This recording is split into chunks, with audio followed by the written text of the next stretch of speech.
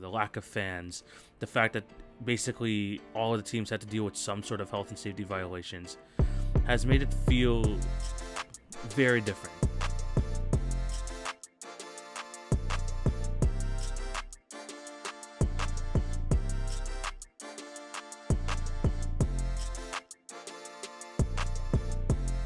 Hello and welcome to the Monday, April 19th edition of the TV on Basketball Podcast with your host, TV.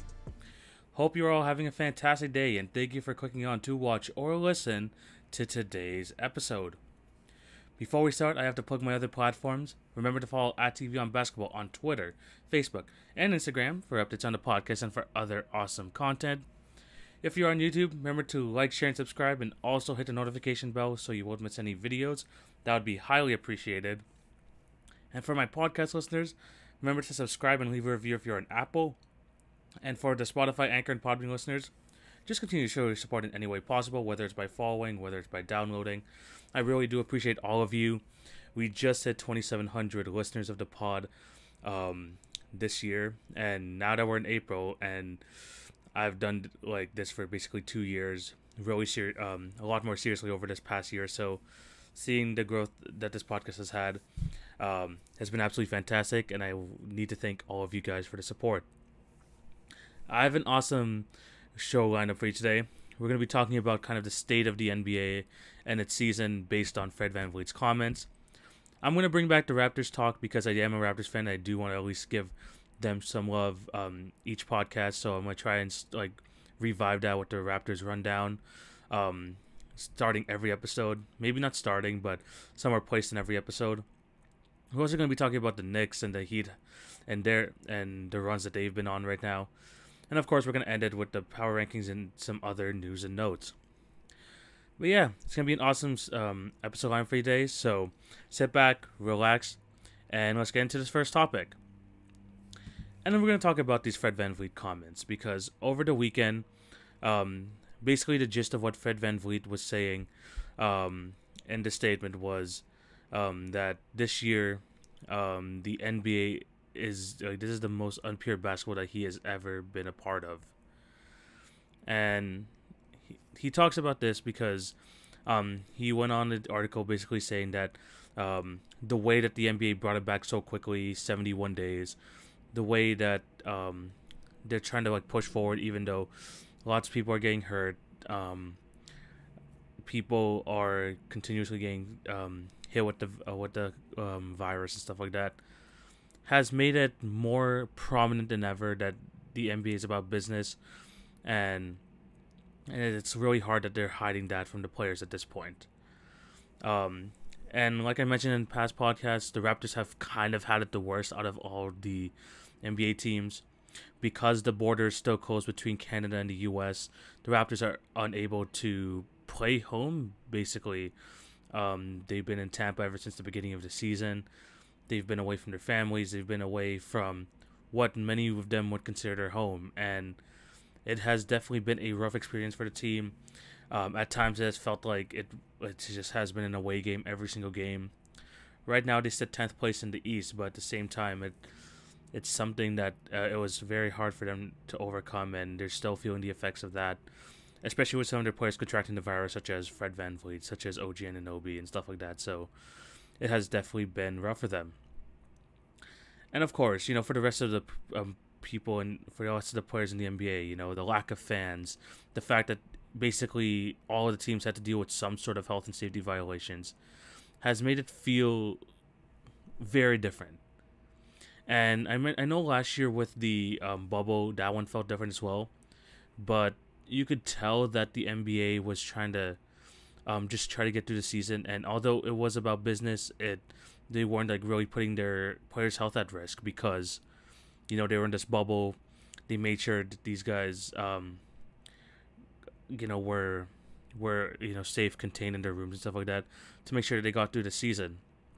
But this year, the way that they forced back the season very quickly and stuff like that has definitely opened the eyes of many that although this is a game of basketball, it is a business first, and you could tell that the NBA is really pushing that narrative this year. And VanVleet said, the league gave them options. They said that, these are some of the options. Which one would you guys prefer to get to this next season? And they voted on this one, so they can't really complain because they knew that this was going to happen prior to the season being started. But at the same time, it doesn't make it kind of any less challenging.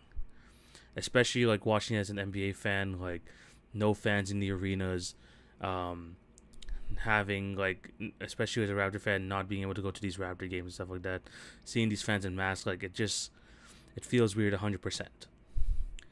And although Silver wants to have these full arenas next season, it's not a guarantee. It's not a guarantee, although the U.S. is doing a pretty decent job in terms of the vaccinations and all that. In Canada, it's kind of rough over here. I could go on for a long time talking about how both the provincial and federal government have handled, especially the pandemic this calendar year, pretty badly. But I'm not going to do that because this is a basketball podcast.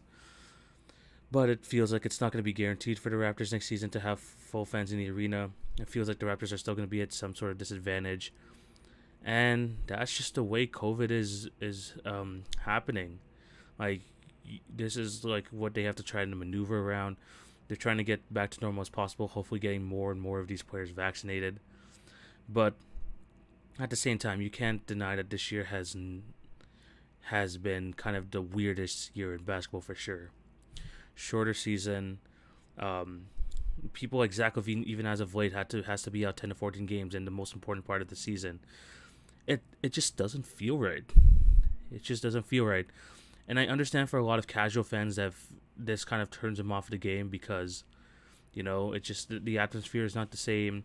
Sometimes, the star players have been going down like flies this season. But it's just been like a different feel of basketball. And not only you could see it in the fans, you could see it in the players, you could see how the coaches are even reacting to it. Like, it's been very, very weird this year. But I'm still a diehard basketball fan. I will continue to watch the NBA even through this, supporting the Raptors throughout this whole run. Although it has been tough at times, it's still been a fun year. I'm excited for the Raptors' future going forward. But I do want the NBA to be very cautious about this. I do want basketball to be back to normal soon. Get back to that feel. But I'll never turn my back on the game. I'll always keep watching. And I know a lot of people may be turned off by this whole experience. I'll still love it, and I'll just continue to watch. And I know a lot of you people who are watching this or listening to this podcast, watching the NBAs on a nightly basis, feel the same way. We just want the feel to be back. We miss, the Raptors being a part of this. The Raptors being the last real NBA champions in terms of having fans in the arena and stuff like that. We miss that feeling. We absolutely miss that feeling, and hopefully we get it back very soon. Speaking of the Raptors and talking about what I said at the top of the show, I will be bringing back the Raptors rundown, basically recapping what the Raptors have done over the week, or in this case, the weekend, and just giving a quick rundown of what happened and giving my takeaways from this weekend. So, the first game that the Raptors played over the weekend was on Friday versus the Orlando Magic, as they win 113-102. This was Fred's first game back from his hip flexor injury, but this was the Utah Watanabe and Paul Watson showcase. Both career highs for them. Paul Watson, 30 points, and this one as a career high, 21 coming in the third quarter. Utah Watanabe scoring 21 points himself. That's a career high. And, this is just a great game to see these guys show out, especially Paul Watson, who I was very high on at the end of last season. Coming into this season, I thought he was going to be kind of that next Raptors, breakout bench mob sort of player. And he's had his moments in this season, is for sure. He got held out a long time because of health and safety protocols. But in his second game back, he puts up these numbers. Very, very happy with what he's able to do. He looks like a super smooth player, and hopefully the Raptors, continue to develop him. And Utah, been giving up such great energy this year. And I would love to have and excited to have him for the rest of the season going forward, because he actually just signed a standard contract to the NBA, which very excited about, very happy for Yuta Watanabe. And yeah, the way that he's just giving off this energy, the way he plays hard every night, you just love to see it as a Raptor fan. And hopefully he could be part of the Raptors fans going forward, because he could shoot the 3 ball, he could drive to the rim, and he plays hard on both ends, which is something you really like to see. But yeah, really good win over the Magic. Both teams were absolutely battered, so like you didn't see Siakam, you didn't see OG, you didn't see Gary Trent in that game, or Lowry. So the Raptors pulled out a win. It was, the bench mob doing their thing, and very happy with the result. And then yesterday, the Raptors faced the Oklahoma City Thunder, and they won 112-106 on Sunday. This game was advertised as the Battle of Montreal, and it wasn't disappointing whatsoever. Both Chris Boucher and Lou Dort, both Montreal natives, absolutely went off in this game. Boucher with 31 points, scoring 20 in the first quarter, then scoring about 10 in the fourth quarter. So he was absolutely fantastic in this game. Lou Dort also was great in this one as well, scoring 21 of his 29 points all in the first quarter as well. And this game was won by Chris Boucher when he absolutely took over the game at the end of the fourth quarter, scoring the Raptors, scoring 10 of the Raptors' last 12 points. And it was just a good game for a lot of players here. Fred was resting, Kyle was resting, Pascal was resting. Although it said shoulder, this guy's shoulder looks fine on the bench, but that is what it is with this Raptor team at this point. And of course, OG was resting as well. But the good thing was in this game, Gary Trent came back as well and had an awesome third quarter, scored over 10 points in that period. And he also put on a great defensive showcase against Lou Dort after the awesome first quarter Dort had. So very good game for him as well, and glad the Raptors got another win, and now their winning streak is at 3 for the first time since mid-February. So happy to see that, occupying the number 10 spot in the East right now, which means play-in tournament is definitely still a possibility. They have another, the rest of the way it's going to be very tough, but the Raptors, man, they just always seem to know how to kind of pull things off at this point, and some people want to tank, some people want to do this, but I'm happy that these guys are still fighting no matter who is on the floor. And just seeing these guys, these young guys develop is really, really happy to see. So yeah, that is the Raptors rundown. I'm going to try to do that every podcast, maybe like a 4 to 5 minute segment, just kind of breaking down what has happened throughout the week. But let's move on to this. The New York Knicks. Yes, the New York Knicks. And I want to talk about them because even at this point, like, me and a lot of other NBA fans were probably looking, it's like, okay, Knicks. You had yourself a run. Julius Randle, all-star appearance. You guys top 3 defense all season long. It was great in the beginning of the season. But we know that the Knicks are going to Knicks, and they're going to fall off just because that's what the Knicks do. Well, right now we are almost 60 games in. We are 58 games in. So that's about, 14 games remaining in the NBA season. The Knicks are still here. The Knicks are still here. 31-27. 6th place in the Eastern Conference. And they're on a 6-game winning streak. This is the first time they've had a 5+ game winning streak since 2014. And they're doing this behind a stellar defense, still top 3 in basketball, which is absolutely amazing. Julius Randle playing, I went from saying he's playing like an all-star. This guy got to be all NBA.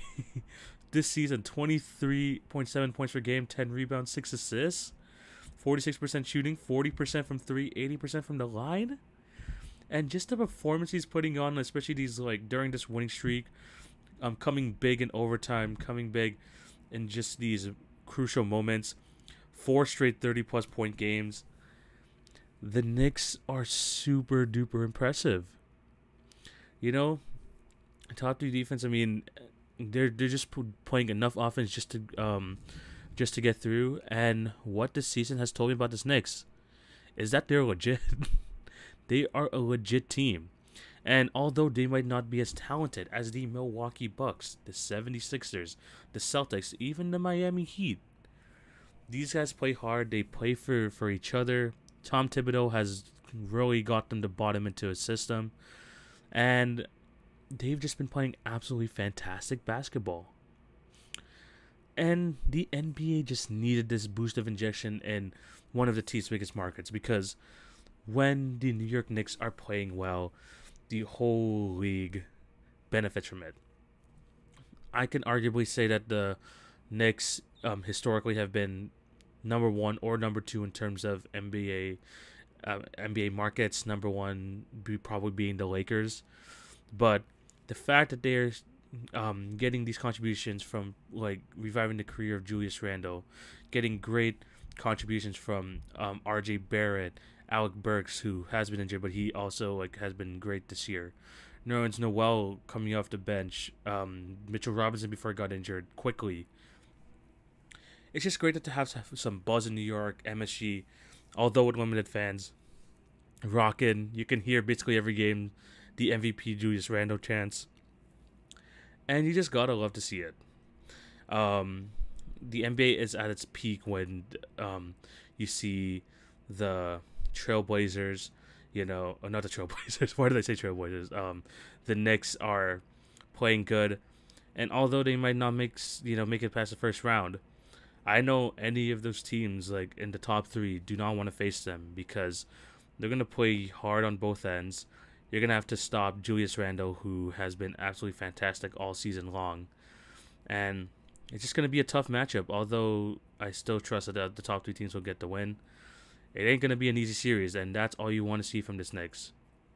Hopefully this means that they're going to, take the step up, maybe get some players in the future, and just continue on this momentum, because this year was a great start, bringing in Thibodeau, trusting Julius Randle, and I'm just excited to see what they're going to do come playoff time, and hopefully what they're going to be able to put together going forward, because there's some buzz around New York City now, and you just gotta love to see it. You gotta love to see it.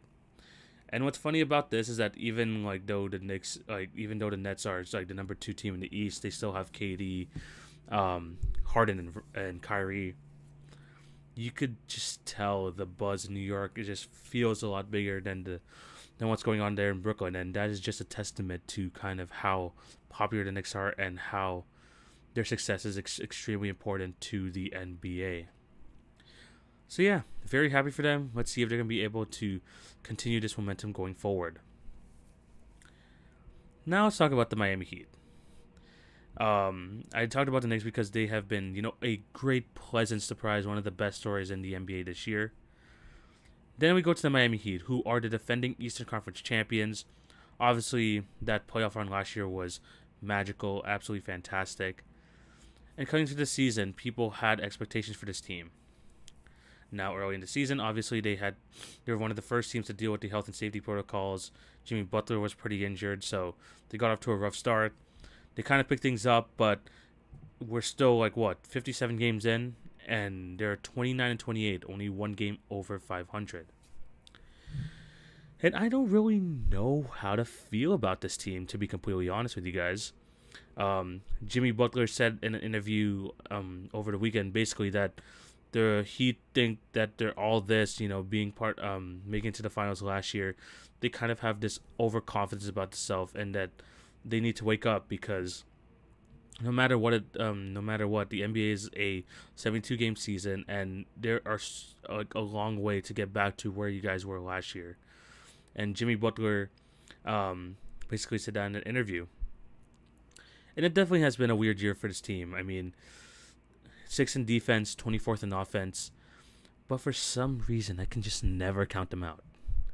Even though they are only one game over 500, half a game above the Hornets, who have lost Hayward and Ball, most likely for the rest of the season.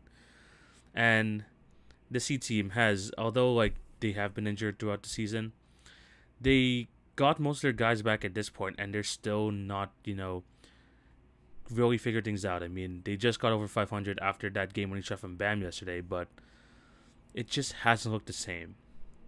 But this feels like the same narrative from last year. The Miami Heat, led by Jimmy Butler, Duncan Robinson's a solid player. Tyler Hero showed some flashes in the regular season. Bam was an all-star. But it just felt like they weren't a real threat.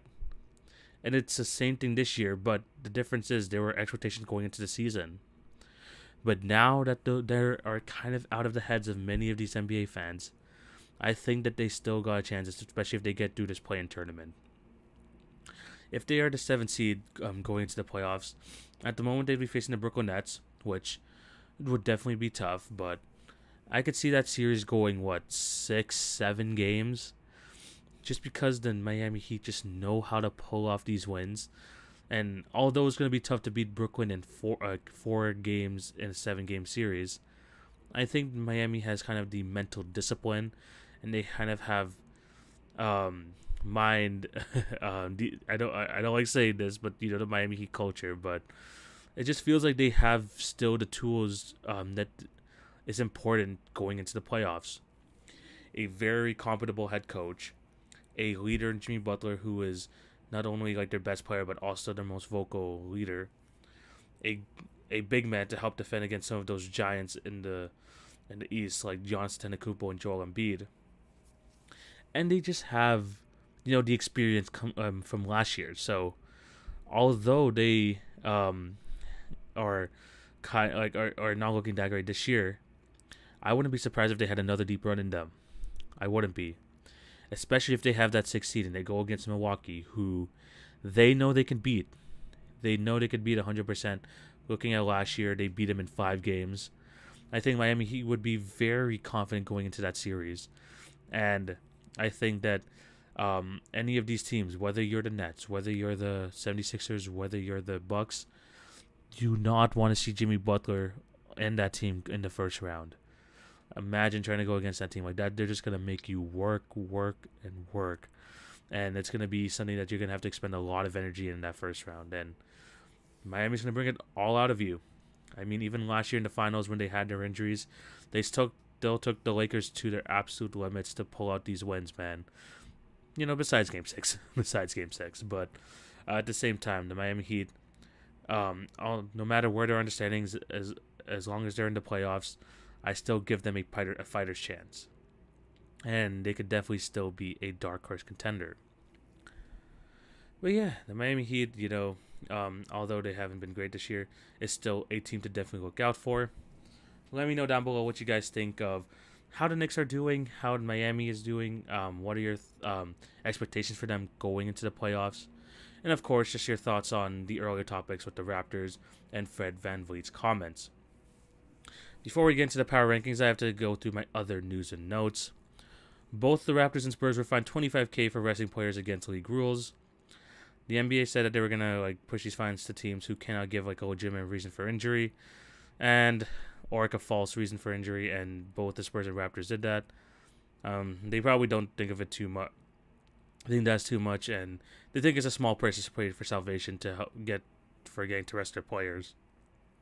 So yeah, I mean the Spurs have been doing this for a decade. They've been fined multiple times throughout the year, so I think they're used to that. And the Raptors, whether they're tanking, whether they're trying to compete, they're still gonna play hard, and they just want to make sure that these guys just do not aggravate their injuries anymore. Another thing that happened this weekend is Dwyane Wade purchasing stock in the Utah Jazz, now being part of their ownership group. I think that's going to be very interesting to see how much he affects the Jazz there. I think someone with a nose for basketball is someone who has one of the more iconic players from this century. Having him as a mind on your team is absolutely useful, and I think that he'll do a good job motivating these players, having the players even buy in more to the Utah Jazz.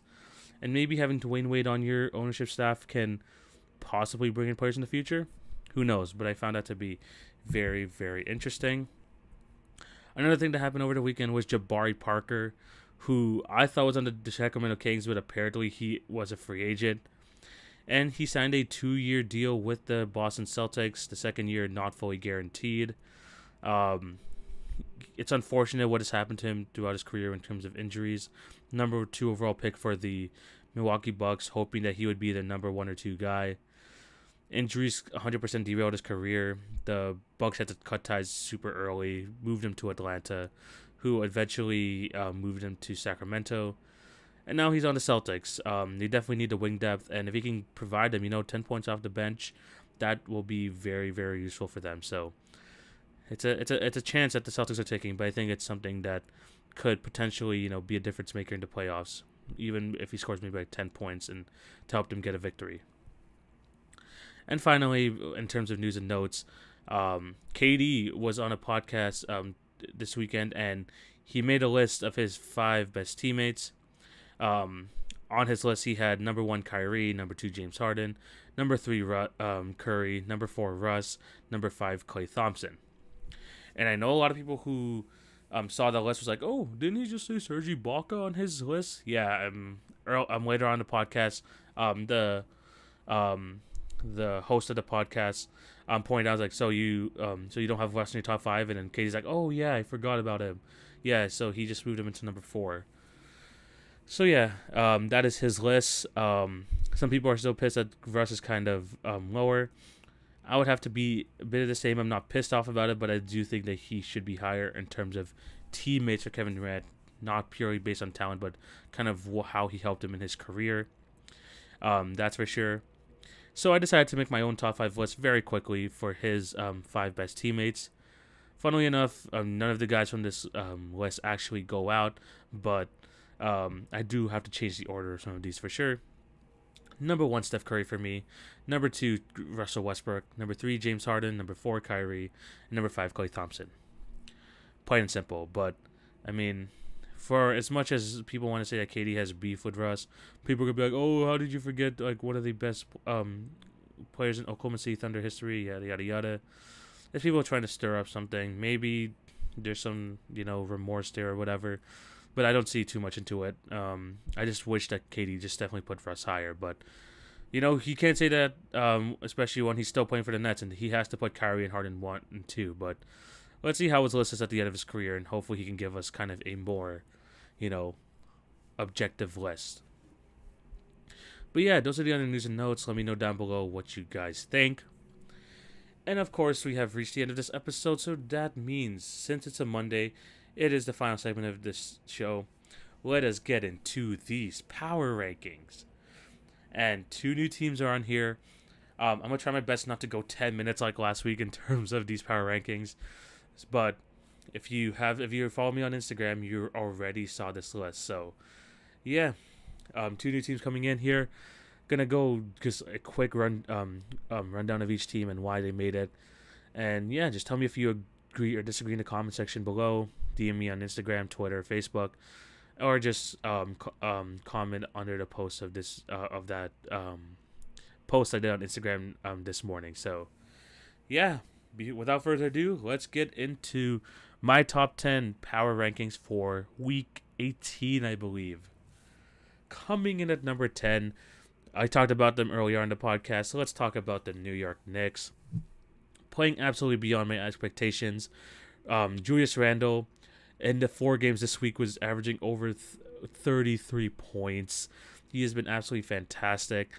And the Knicks are trying their best not to be in those playing seeds. And if they want to face, anyone in that top 4, if they face, the Celtics or the Hawks or the Bucks, the Knicks are, salivating at the fact because they believe they have a chance. They're extremely confident. Julius Randle's playing the best basketball of his career. Looks like he's running away with most improved player. The Knicks have been absolutely great this year, great team to watch, and that's why they are number 10 on the power rankings. Coming in at number 9, we have the Boston Celtics. Again, same thing like the New York Knicks. They are on a 6-game winning streak. Both of them are actually tied for the longest winning streak in basketball right now. The Celtics went 3-0 this week, getting good wins against the Trailblazers, the Warriors, and the Lakers. Jason Tatum has been absolutely fantastic, and I believe that they're just peaking at the right time. Jason Tatum has been absolutely fantastic. Obviously, Jaylen Brown continue to do his thing, and I think they have a chance of getting out the first round, especially if they maintain number 4 or number 5. They go up against either the Knicks or the Hawks. I think that's a T. I think that they will be able to go past the first round, possibly face the 76ers, who they've beat in the past, which is definitely something to look at. Even though Embiid has dominated them this season, I still think that they are a dark horse contender, and I think they're figuring things out at the right time. So number 9, the Boston Celtics. Coming in at number 8, we have the Atlanta Hogs. They've been playing absolutely fantastic under Nate McMillan. Clint Capella, man. Clint Capella, the best rebounder in basketball, having an amazing year for the Atlanta Hawks team. Trae Young continuing to do his thing. Just super impressive what Clint Capella has been able to do this year. 16 points a game, 14.5 rebounds. And the Hawks, man, I mean, we expected them to take that jump this year. And the fact that they're the 4th seed, the fact that they're playing great basketball, even with the amount of injuries they had over these last few weeks, has been very impressive. And that's why they actually move up from last week and are number 8 on this week's power rankings. Coming at number 7, we have the Milwaukee Bucks. Very bad loss to the Memphis Grizzlies. And you see that Giannis has been kind of in and out of the lineup due to some injuries. Hopefully he's healthy come playoff time. But what this does is, create more confidence in Chris Middleton and Drew Holiday, who are still trying to finalize their roles. But they've had underrated good seasons, and the Bucks still think 3rd in the East right now. Although they might not be able to get first or second place now, I think having the 6th seed, having the 3rd seed, possibly facing the Knicks in the first round as of today, I think they'll feel comfortable in that. And let's just see if they're going to be able to overcome their playoff woes. But as of right now, I don't think they moved from last week, but they're number 7 on this week. Coming at number 6, we have the Brooklyn Nets.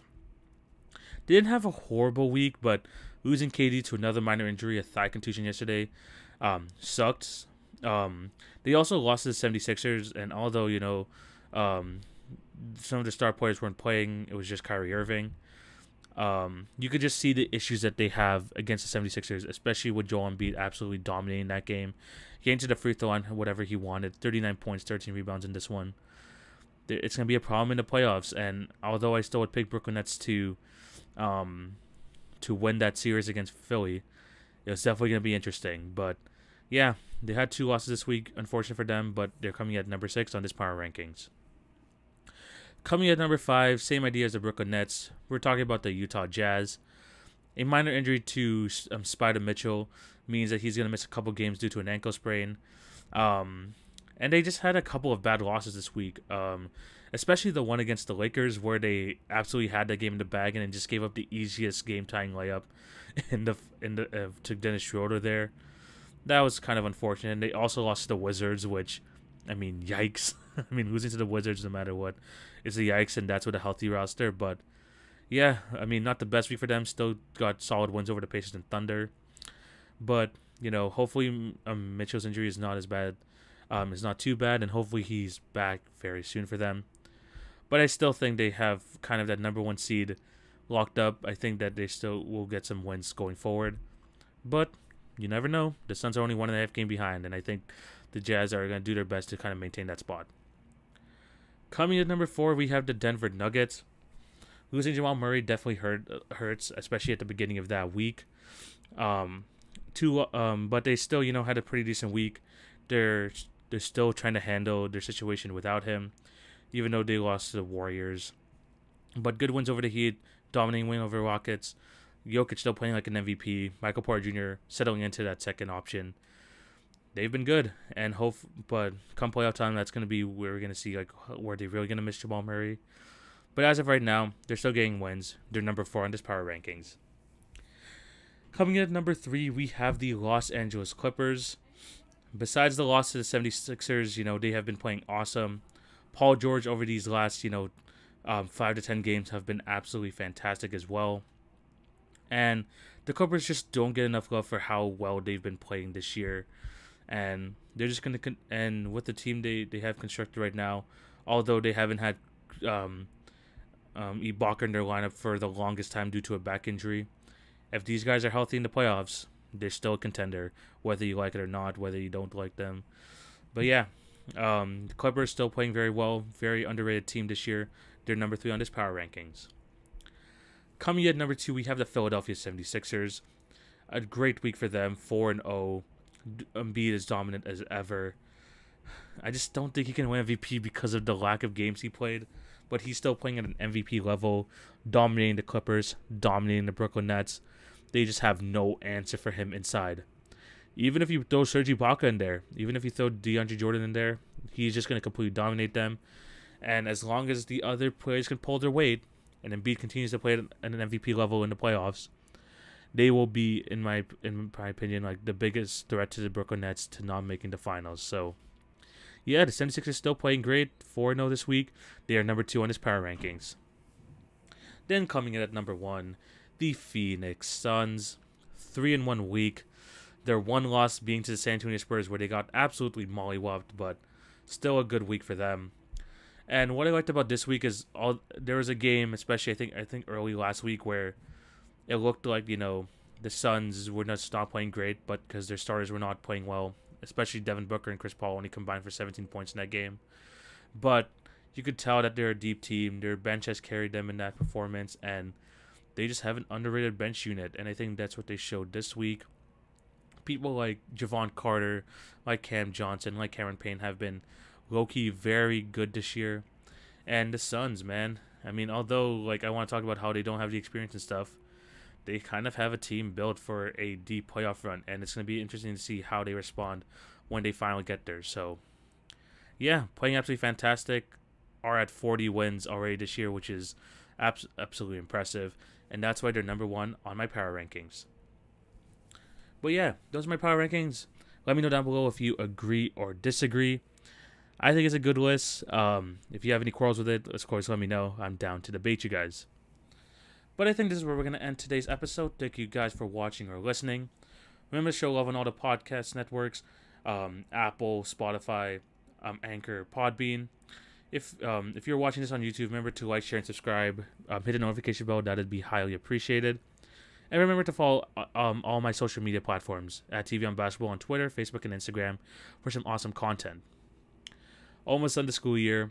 I'm going to try and get some people on the podcast soon, because besides basketball, there's something happening in European football right now, which is definitely interesting and I want to talk about, and hopefully I can get these guys on. Still going to be great content going forward. Starting in May, I'm hoping to get back on the YouTube grind and hopefully providing more YouTube videos for you guys. And yeah, before we sign off, I just want to thank you guys for all the support you've been given to my page, given to the podcast. I really do appreciate all of you. But yeah, this is where we're going to end it. Hope you all have a fantastic day. Take it easy, guys. TV signing out. Peace.